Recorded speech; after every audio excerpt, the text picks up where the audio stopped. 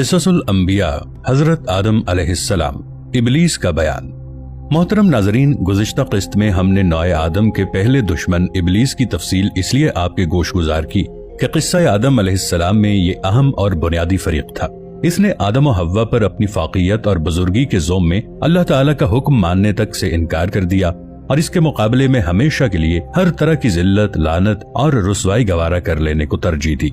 इसके साथ साथ आम लोगों में शैतान मरदूद के बारे में पाए जाने वाले कंफ्यूजन को दूर करना जरूरी था। जिन्होंने शैतान का नाम तो सुन रखा है, इसके पसे मंजर से आगाह नहीं है।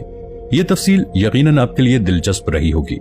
इंसान पर शैतान के वार और हरबे क्या क्या हैं, ये जानना भी बेहद जरूरी है। इबलीस ने आदम और हव्वा के साथ बुग़्ज़ और रकाबत में अल्लाह ताला के साथ बराह रास्त टक्कर ले ली और खुद रांदाए दरगाह इलाही होने के साथ आदम और हव्वा अलैहिस्सलाम को जन्नत के गोशाए राहत से निकलवाने का मूजिब बना। इबलीस हसद से मारा जा रहा था। सारे फरिश्ते, जिन और दीगर मखलूकात हैरान थीं कि आखिर शैतान ने इतनी बड़ी जसारत किस बिना पर की कि उसने आदम अलैहिस्सलाम को सजदा करने से इनकार कर दिया है। सब खौफजदा थे कि मालूम नहीं अब इबलीस को क्या सजा मिले, मगर उसे फारी सजा देने के लिए कुछ नहीं हुआ, बल्कि एक तरह से आदम अलैहिस्सलाम की सख्ती बढ़ गई। इबलीस को मोहलत दे दी गई कि आदम अलैहिस्सलाम और उनकी नस्ल को खूब बहका कर जहन्नम में पहुंचा सकते हो तो पहुंचाओ। सबको अंदाजा हो चला था कि ये एक तवील जंग का आगाज है जो अल्लाह और इबलीस के दरमियान नियाबत के मामले पर है और जंग का मैदान नस्ल इंसानी है। कई जिन इबलीस के साथ अल्लाह के फैसले को हक तलफी तसव्वुर करते हुए इबलीस से जा मिले और इबलीस की बाकायदा एक फौज तैयार हो गई जिसका ता क़यामत सिर्फ एक ही काम था कि नस्ल आदम को बहकाए। बहरहाल ऐलान ये हुआ था कि इबलीस की बात मानने वाले जिन और इंसान बिलाखिर जहन्नम की नजर होंगे। फिर उड़ती उड़ती खबर सब फरिश्तों और मखलूकात को पहुंची कि पहले इम्तिहान में हजरत आदम अलैहिस्सलाम और उनकी ज़ौजा हजरत हव्वा अलैहिस्सलाम नाकाम रहे। इबलीस के कैंप में जश्न का सा समा था और आदम और हव्वा रो रो कर बेहाल थे। मैं न कहता था कि इंसान अल्लाह का नायब बनने के लायक नहीं। इबलीस इतरा इतरा कर बार बार जताता रहा, यहाँ तक कि अल्लाह ने आदम और हव्वा को मुआफ करके जमीन पर भेज दिया और अच्छी तरह समझा दिया कि शैतान तुम्हारा दुश्मन है और ये बात आने वाली नस्लों के जहन नशीन करा देना कि तुम उसकी चालाकियों से सिर्फ इस सूरत बच सकते हो अगर मेरे भेजे हुए पैगंबरों की हिदायत पर अमल करो। गोया जंग का मुद्दा ये था कि अल्लाह साबित करे कि इंसान अल्लाह तबारक व तआला की नियाबत का असल हकदार है और इबलीस की कोशिश ये साबित करने की है कि इंसान किसी लायक नहीं और हरगिज इबलीस से बरतर नहीं कि इससे नियाबत छीन कर इंसान को दे दी जाए। जो इंसान अल्लाह की बात माने और तमाम जिंदगी पैगंबरों के अहकाम से इनहराफ न करे वो इस जंग में हिजबुल्लाह है, और जो इंसान अल्लाह के खोल कर बतला दिए रस्ते के खिलाफ चले वो हिजबुश शैतान कहलाएगा। नाजरीन मोहतरम, जो लोग कुरान पाक पढ़ते हैं वो मदरजा वाला हकीकत से बखूबी वाकिफ हैं।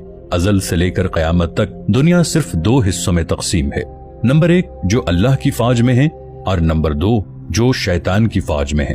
हिजबुश शैतान बड़ी तंदही से हिजबुल्लाह को बहका रही है और अक्सर पूरी कौम को बहकाने में कामयाब हो जाती है, जिसके नतीजे में चंद मोमिनीन ही रसूल के साथ बचते हैं और पूरी कौम अल्लाह के अजाब का शिकार होकर नमूना इबरत बन जाती है। वो पैगंबरों के जरिए पहुंचा दिए जाने वाले अल्लाह के पैगाम की इताअत नहीं करती और जो वादा अल्लाह ने शैतान से इस इंतबाह के साथ किया था कि तुम्हारे रास्ते पर चलकर तबाही के गड्ढे में गिरने वाले बर्बाद होंगे, मां सिवाय उनके जो ईमान में पुख्ता होने को साबित कर दिखाएंगे, वो वादा पूरा हो जाता है। इसकी मिसाल हजरत सालेह अलैहिस्सलाम, हजरत शुएब अलैहिस्सलाम, हजरत लूत अलैहिस्सलाम और हजरत नूह अलैहिस्सलाम वगैरह की कौमें हैं। अल्लाह जाहिर है अपनी सल्तनत में ये बगावत मिसाल बनने के लिए नहीं छोड़ सकता, लिहाजा आदम और हव्वा और शैतान को तमाम फौज के साथ राहत और सुकून के मकाम से निकालकर आजमाइशों भरी दूसरी जगह भेज दिया गया और ता क़यामत जन्नत से बेदखल कर दिया गया। मगर फर्क ये था कि आदम और हव्वा को मुआफ करके भेजा गया था और उनसे मुसलसल हिदायत भेजने का वादा भी किया गया। शैतान को ये 2 सहूलतें हासिल नहीं थी, यानी इंसान को तो दोबारा जन्नत में जाने का मौका मिल सकता है, शैतान को कभी नहीं। जब जन्नत किसी तरह मिल नहीं सकती तो शैतान की फतह सिर्फ इसी में है कि इंसान को नियाबत के इम्तिहान में इस बुरी तरह नाकाम करे कि इंसान किसी तरह अल्लाह का नायब ना बन सके और शैतान कह सके कि मैं ना कहता था मैं इससे बेहतर हूँ। गोया अब इंसान की अपने इस अजली दुश्मन के साथ हमेशा की जंग है। लिहाजा इन बातों को ध्यान में रखना जरूरी है कि शैतान इस दुनिया में इंसान को दरपेश आजमाइश की राह खोटी करने के लिए अनानियत और जिन्स के रास्ते से हमलावर होता है। इसके लिए यही दो बड़े चोर दरवाजे हैं जहां से वो इंसान की दौलत ईमान को उचक लेने के लिए क़यामत तक सरगर्म रहेगा। हजरत आदम अलैहिस्सलाम की लग़ज़िश के बाद तौबा हमें इस हकीकत से रोशनास कराती है कि इंसान में नेकी और बदी का शऊर अज़ल से ही मौजूद है। ये फितरी शऊर अंबिया की तालीमात से जला पाता है, लेकिन इंसान अगर इस फितरी हिदायत की कदर न करे और अपने आमाले बद की वजह से इस नूर बातिन को ज़ाय कर बैठे तो खारिज में अनफस व आफाक की आयात इसके लिए बेमानी हो जाती हैं। यानी खैर व शर का फितरी शऊर अगर जिंदा होगा तभी पैगंबरों की हिदायत कारामद साबित होगी। बसूरत दीगर खुदा के पैगंबरों की मौजूदगी में भी कुफ्र ज़लालत की तारीकियां दिलों पर डेरा जमाए रखेंगी। इस तज्जिये से ये मालूम होता है कि ये वाक़यात दुनिया में इंसान को दरपेश आजमाइश के लिए तमहीद और रिहर्सल की हैसियत रखता था। इसके जरिए से इस पर यह हक़ाइक़ वाज़ेह कर दिए गए। इंसान को इसी दुनिया में खलीफा बनाकर भेजने के लिए पैदा किया गया। जैसा कि कहा जाता है कि इस मादी दुनिया में भेजने से पहले आदम व हव्वा को इसी दुनिया के किसी बाग में रखा गया। इससे मकसूद ये था कि आइंदा के हक़ाइक़ पेश कर दिए जाएं ताकि दरपेश आजमाइश में कामयाबी की राह उनके लिए आसान हो जाए। इंसान को जो इख्तियार व इक़्तिदार अता हुआ है, इसका सही इस्तेमाल इसे आखिरत की अबदी बादशाही का हकदार बना सकता है और इसके गलत इस्तेमाल से दुनिया में शर व फसाद पैदा होगा और आखिरत में वो खुदा की जन्नत से महरूम हो जाएगा। इसे अपनी इस मताए अजीज की हर हाल में हिफाजत करनी चाहिए। इसे इस बात पर खुदा का शुक्रगुजार होना चाहिए कि अल्लाह करीम ने इसे जिस आजमाइश में डाला है इसके सारे मुस्बत और मनफी पहलू इब्तदा ही में वाज़ेह कर दिए हैं और फितरी हिदायत के साथ साथ अंबिया और रसूल का एक तवील सिलसिला जारी किया और इसकी मुतवातिर हिदायत के लिए बहुत सी किताबें और सहीफे नाजिल किए ताकि आजमाइश की याद दहानी के साथ साथ लग़ज़िशों और कोताहियों पर तंबीह होती रहे। नाज़रीन, शैतान के बारे में इंसान के जहन में चंद फितरी सवाल वारिद होते हैं। मुनासिब है कि इस मौके पर इनका इजाला भी कर दिया जाए। मसलन सजदे से इनकार करने पर अल्लाह ताला ने शैतान पर लानत करके उसे जन्नत से निकाल दिया था। फिर इब्लीस आदम और हव्वा को बहकाने के लिए जन्नत में क्यों कर पहुंच गया?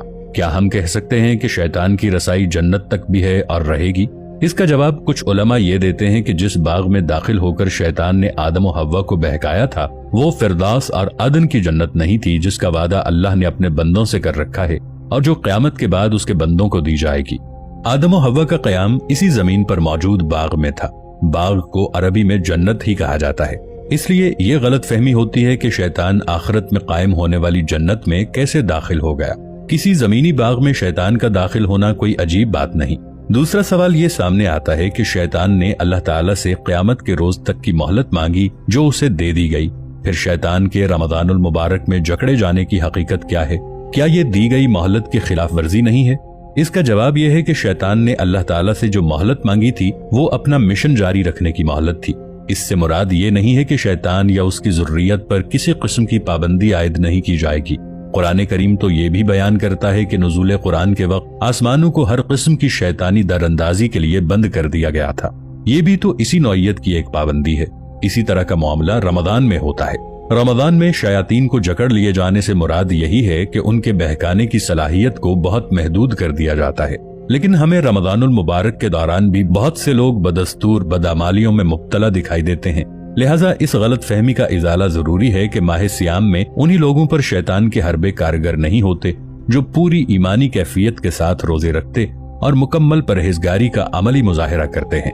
जो लोग रोजे रखते ही नहीं हैं और तकवा और ईमानी कैफियत से दूर रहते हैं उनके लिए रमजान का महीना आना ना आना एक बराबर है। वो मामूल के मुताबिक शैतान की राह पर चलते रहते हैं और शैतान उन पर हावी रहता है, क्योंकि उसका काम ही इंसानों को बहका कर बदी की राह पर डालना है। अहले ईमान को शैतान के हरबों से बाज रखने की ये एक नौइयत की पाबंदी है जो रमजान के बाद हटा ली जाती है।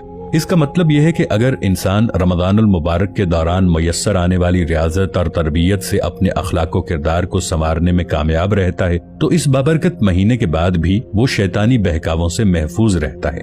बसूरत दीगर शैतान फिर से इंसान पर हमलावर होने के लिए ताज़ा दम हो जाता है। रमजान के बाद उस पर से पाबंदी हटाए जाने से यही मुराद है। नाज़रीन गिरामी कद्र, किस्सा आदम और हव्वा को हम इन सुतूर के साथ समेट रहे हैं कि उनसे शयातीन के झांसे में आकर जन्नत में नाफरमानी के जरिए अल्लाह की सल्तनत में इंतशार फैलाने की खता सरजद हुई तो उन्हें जमीन पर फेंक दिया गया। अब हमें जमीन को इस कदर मुनज़्ज़म, पुरखैर और पुरसुकून बनाना होगा जैसे जन्नत, वरना तमाम नेमतें मुयस्सर होने के बावजूद हम राहत और सुकून की दौलत से माला माल नहीं हो सकते।